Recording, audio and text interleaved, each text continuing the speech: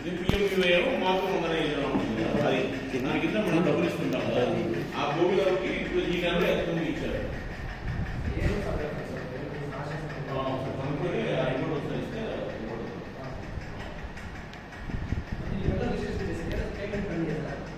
payment ఎవరో registrations ఏది చేశారు పేమెంట్స్ ఏం తెలియదు ఇంకే పెండింగ్ ఉన్నాయా ఎలా రావాల్సింది ఓకే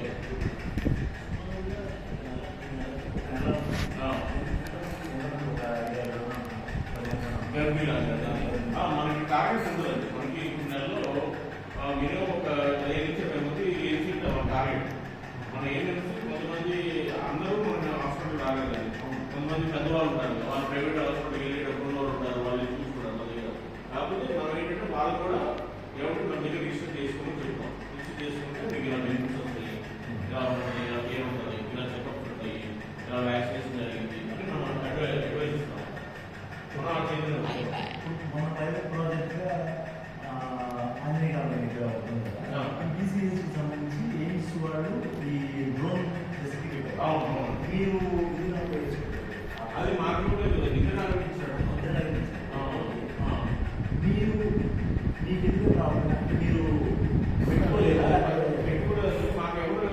చెప్పలేదండి అంటే ఆ ఫెసిలిటీ అనేది మాకు ఇవ్వలేదు ప్రైవేట్ ప్రాజెక్ట్గా వారికి ఇచ్చారు ఈయనప్పుడు ఎయిమ్స్ నుంచి వచ్చారు వచ్చారు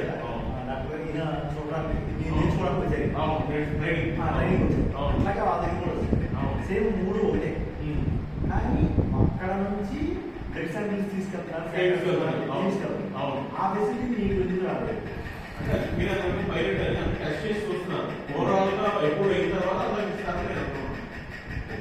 పైలట్ కింద ఒకటి అవసరానికి చేశారు అది ఎప్పుడు అయిందనుకోండి ఓకే ఇది వర్క్ అవుతుంది కాన్ఫిడెన్స్ కన్ఫర్మ్గా ఉంది అప్పుడు మీద యూపీఎస్సీ అందరికి ఇస్తారని నేను అనుకున్నాను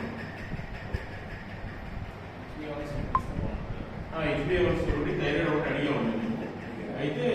కానీ అది పైనుంచి రాలేదని చెప్పారు అంటే ఏమి అంటే నేను చెప్పాను అది పైనుంచి వస్తే మీకు ఇస్తామని డయాబెటీస్ వస్తారు హైపర్ టెన్షన్ వస్తారు ఫీవర్ కేసెస్ వస్తాయి బ్లడ్